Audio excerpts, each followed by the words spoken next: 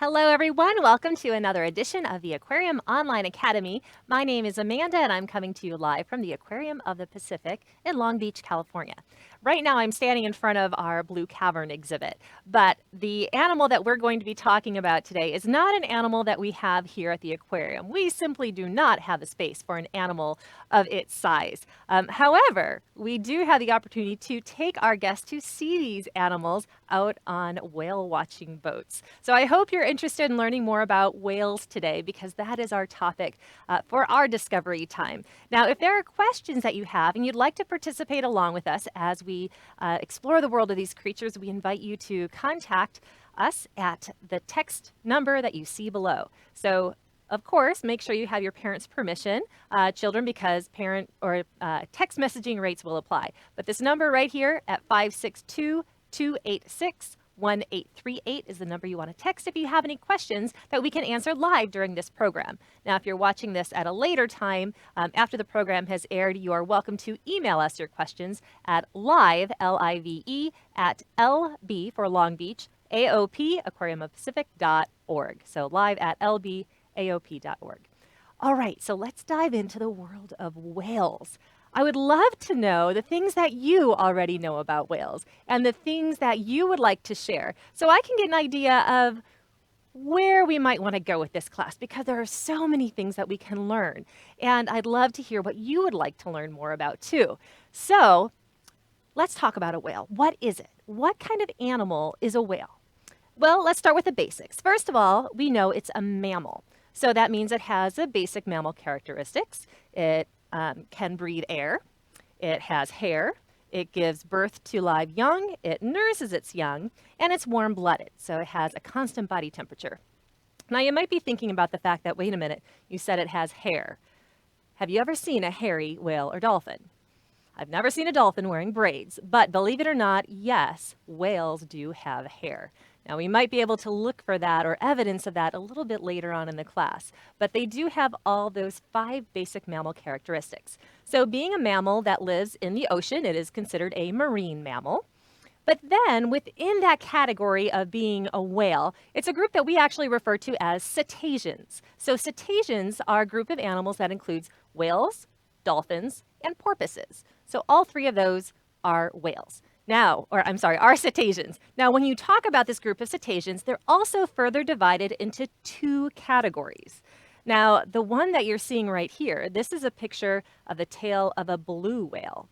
Now, a blue whale belongs to the category called a baleen whale, what we also call mysticetes. So mysticetes are usually the largest type, the biggest types of whales.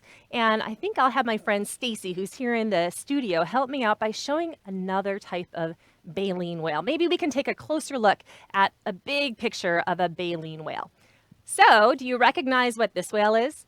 This is one that many times people do recognize because they're known for having these really big fins right here, these big flippers called pectoral flippers.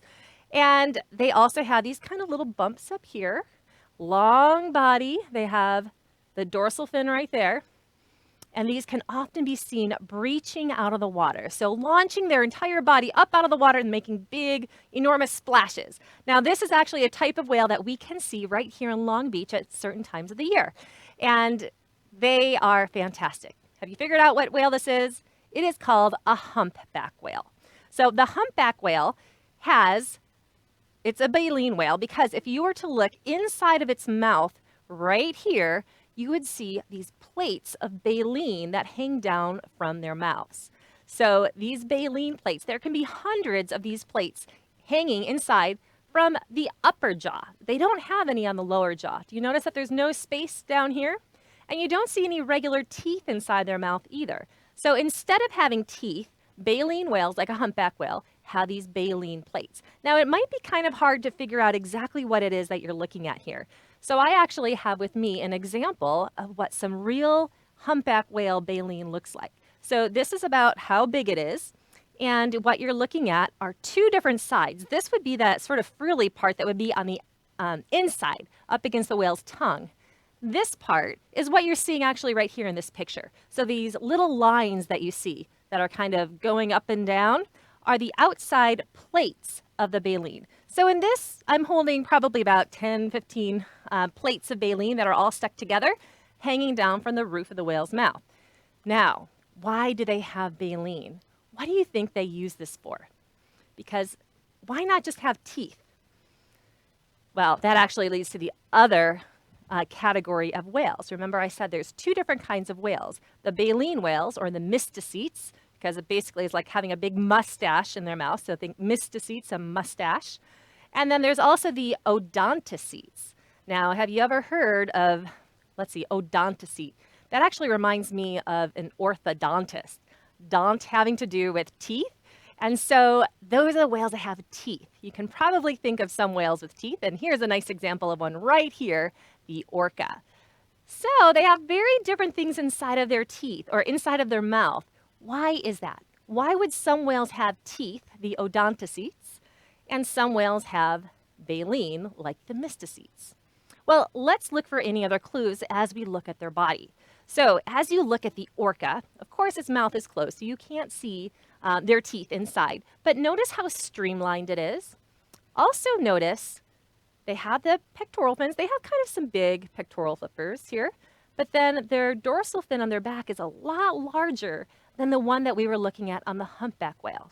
Do you remember what the one on the humpback whale looked like? It's actually very small. So here we have this large whale, and then it has this little tiny dorsal fin. Well, why do you think the orca has a bigger dorsal fin? Well, one thing that we've noticed is that the faster swimming in the ocean an animal is, the larger the dorsal fin that they have. The fastest swimming fish is a sailfish, and it has an enormous and very large dorsal fin to help it keep its balance and stabilize as it's swimming quickly through the ocean. Now, the orca is the fastest swimming of all the whales, and why do you think it would need to swim so fast? Well, think about how it's going to eat its food. It has to capture it. It has to catch up and use those teeth to grab it. It doesn't have anything to help it reach out. It doesn't have tentacles like a cuttlefish does or an octopus or squid. It can't reach out and grab its food. It has no fingers. It has no paws.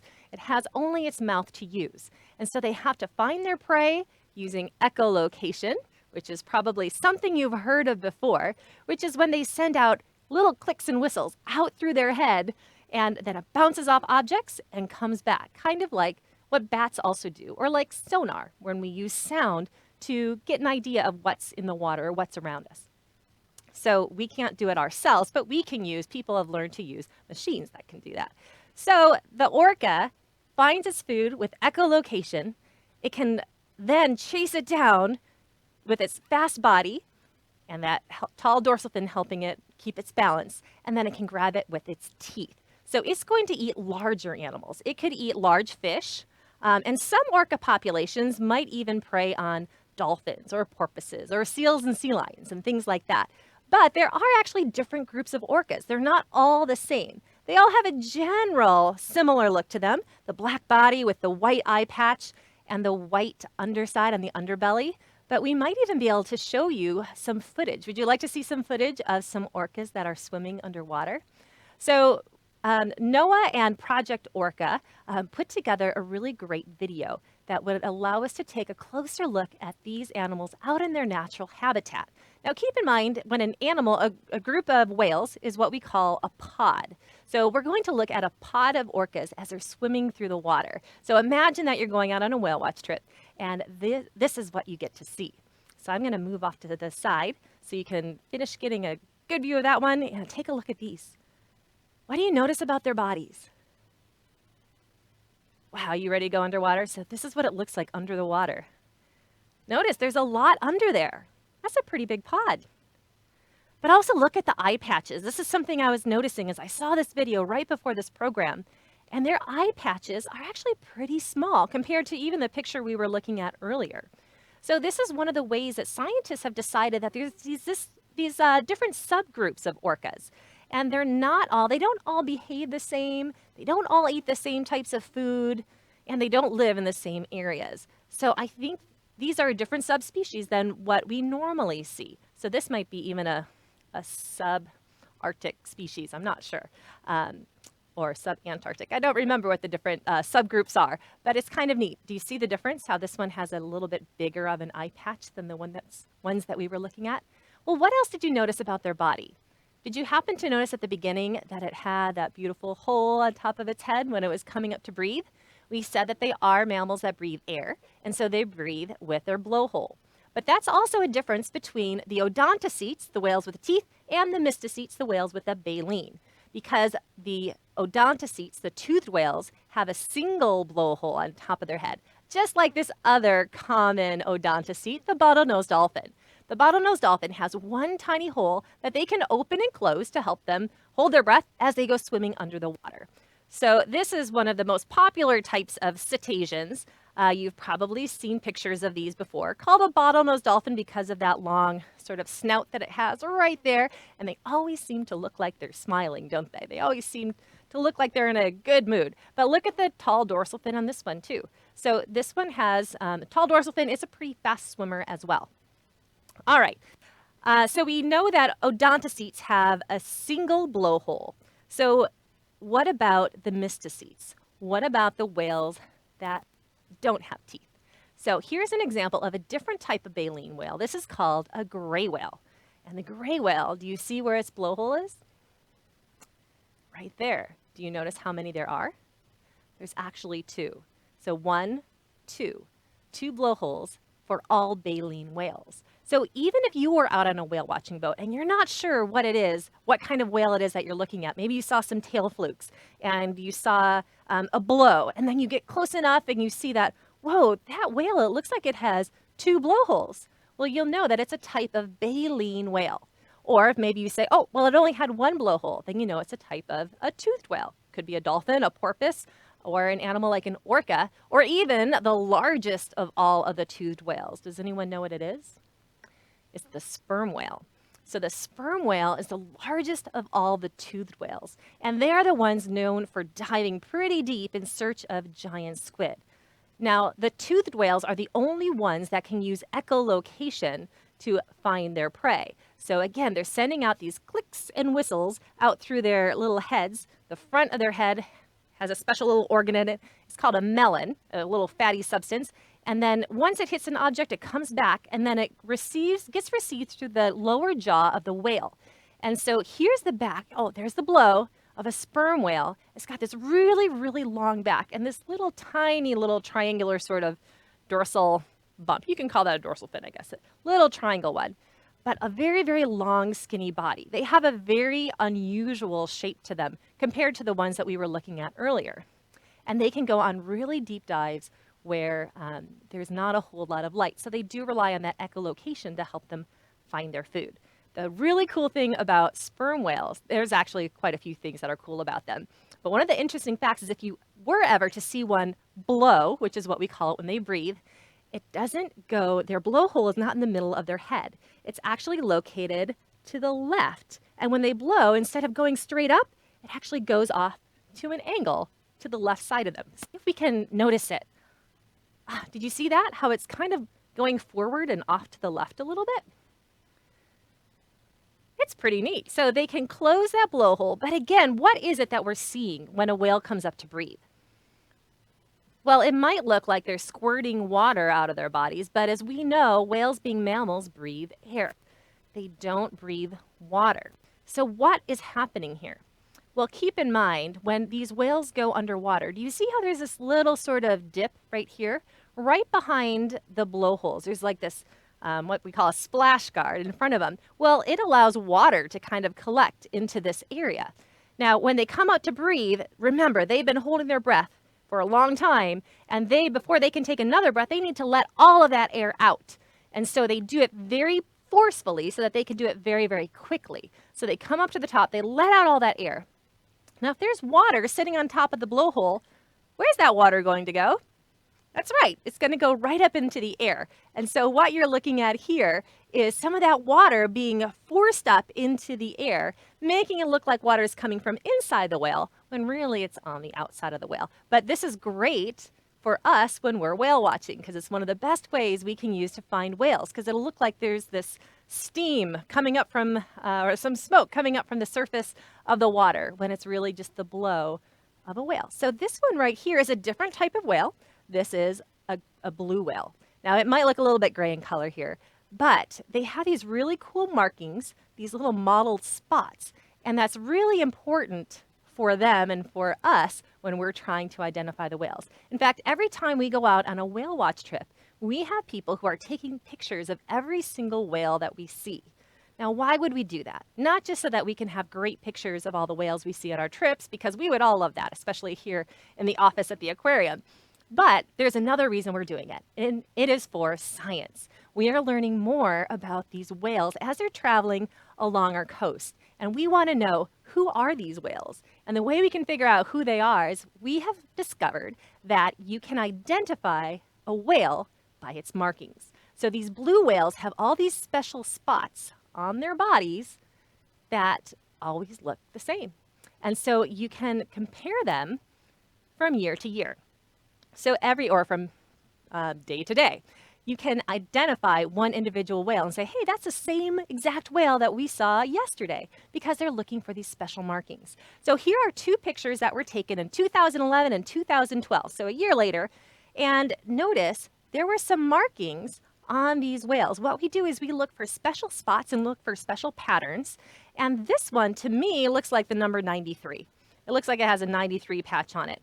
And then there's also another area where they noticed this kind of funny spot here and a darker spot, kind of these two spots in the middle, and then another wider spot here. Well, then what they do is they look for those areas on the other picture. Do you see that sort of 93 pattern again? And do you see how it's got those kind of lighter, those two spots up there, kind of an area here that's the same as this one, those two spots there in that area, and then that bigger area over here? Well, this is the same whale. And so these whales get given different names, not usually like Joe and Charlie and Jenny and Julie. They're given names that are numbers so that we can put them in a catalog and allow other people to match it up. So we work with Cascadia Research Collective, where they are documenting and cataloging all of these whales that we're seeing. So we're sending them the pictures and what we've discovered in our computer matches, and they're confirming it and collecting data. So what kind of data, what information are we gathering on these whales? Well, we're learning more about, we could learn more about how long they live. We could learn more about their populations. How many whales are there? Are we seeing the same whales, or are these all new and different whales? Where are these whales traveling to? Do they have certain migration patterns that we hadn't discovered before? It also has allowed us to help keep them safe. And what I mean is that when we document where we're seeing all these whales, it also is letting us know, hey, this is a common spot that whales seem to go. And one thing that also happens here in Long Beach is we have a very, very busy port. The Port of Los Angeles and the Port of Long Beach together are one of the busiest ports in the world.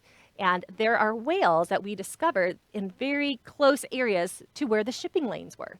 And through the work that we've done, it's actually allowed those shipping lanes to be moved. So the shipping lanes are those areas where the boats are basically told when they're coming into the port, this is the path you want to travel.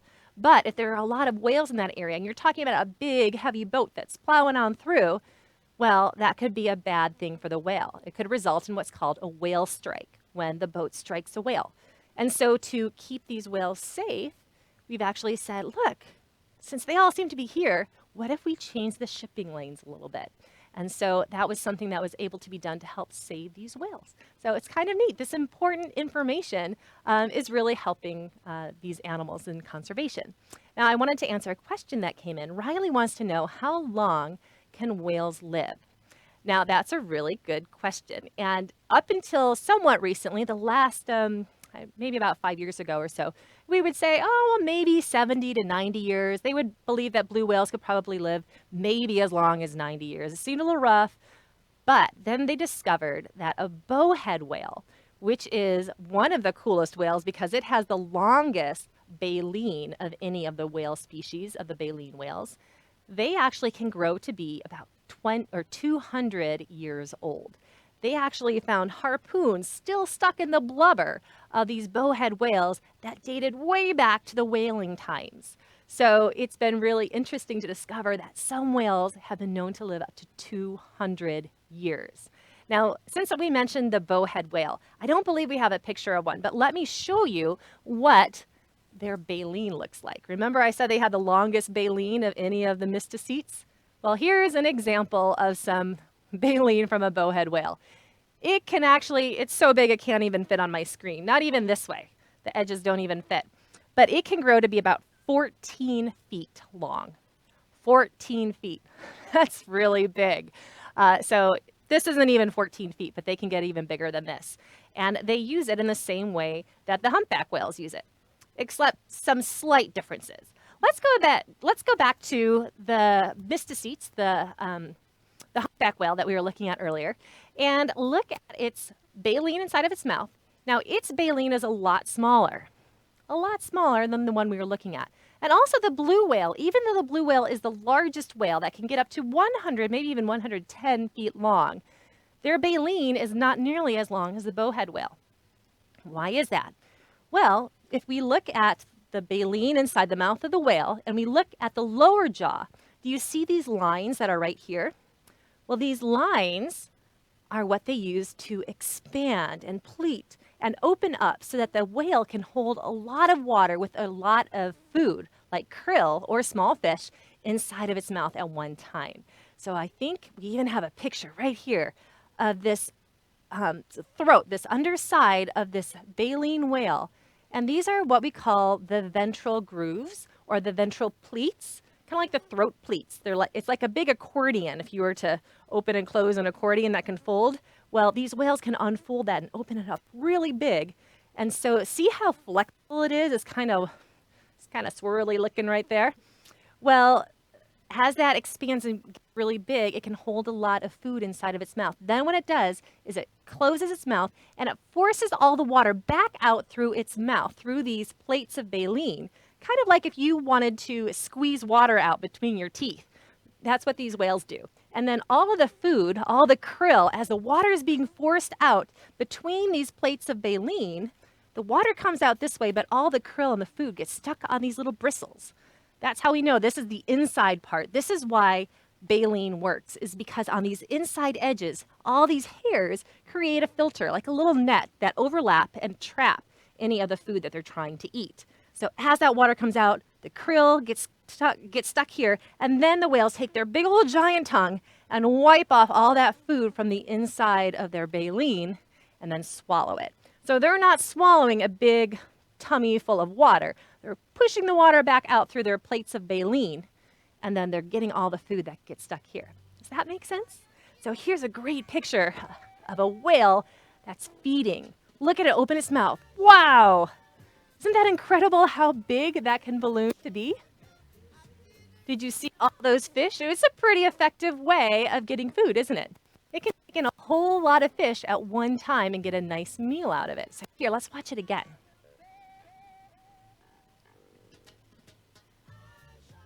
So that is how baleen whales eat. Now, these types of whales that you're looking at are what we call rorqual whales. Rorqual. Say that. R-O-R-Q-U-A-L. Rorqual whales. And they're the ones that have baleen, but then they have these big throat grooves that allow them to expand their throat area really big. But then there's another animal called a gray whale. Now, a gray whale is also a baleen whale, but it's not considered a rorqual whale because it also does have baleen inside of its mouth. Its baleen is actually even a little bit smaller, and it's a different color. It's a sort of cream color. This is baleen from the mouth of a gray whale.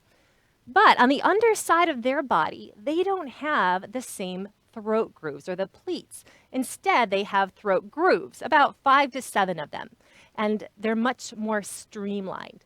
And that's because their way of eating is a little bit weird. They're actually mudsuckers. So they go down to the bottom of the ocean and suck up mud. They create pits on the ocean floor, and then they strain mud out of their baleen. So it's a little bit thicker than the baleen that we were looking at earlier, so that mud is not going to break up that mud as the mud's going through it. Now, here's actually a video of a whale that was feeding.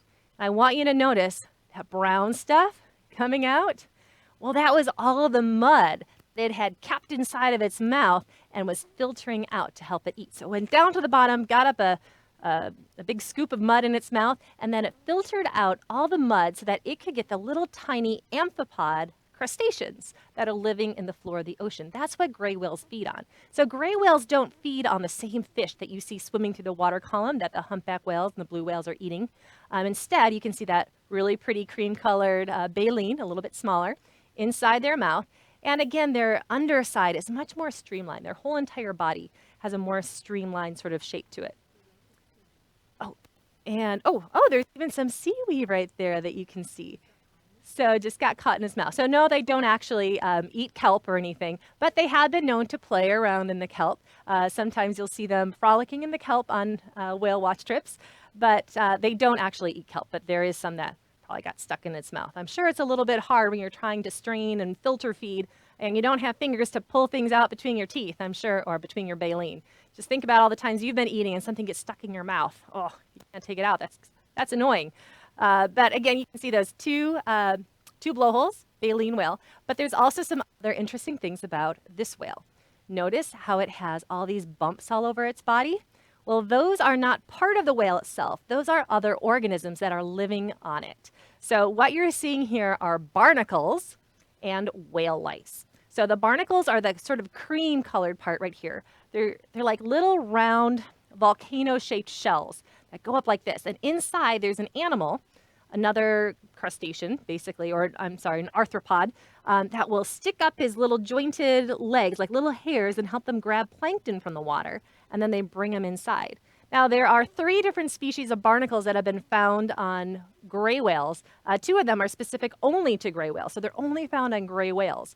So these barnacles, they think, get the larvae of them will land on the whale when they're in the lagoons when they're first born down in Mexico.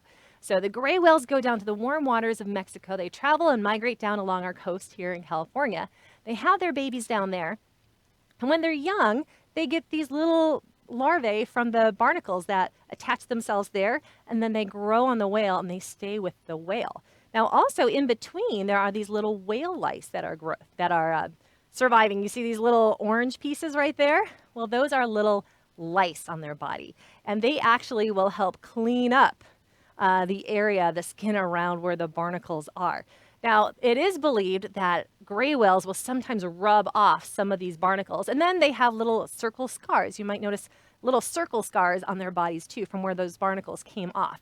But you can imagine having a lot of shells. Have you ever tried to carry a bunch of shells? Well, it can get very heavy. So imagine having to swim through the water with all of these all the time. That could get very heavy too. There's another question that came in. Somebody wanted to know, how long can a blue whale hold its breath? Well, the blue whale, the largest animal on the earth, can hold its breath from anywhere from 10 to 20 minutes. So that's a pretty long time, which means if you are whale watching that you have to be patient, because you might see them up at the surface blow a few times, and then they might be gone for another 10, 20 minutes. And then you have to wait until you see them come back up to the surface and blow again. But thank you for that question. Again, if there are any other questions, you can also email us. If you didn't get to text us earlier on in the program, you can email us to live@lbaop.org. All right. Well, I realize we are already out of time. So I hope you enjoyed learning a little bit more about whales. We talked a little bit about the conservation that we've done with the blue whales here. But whales and dolphins, and actually all cetaceans, and all marine mammals are protected under the Marine Mammal Protection Act of 1972, I believe it was.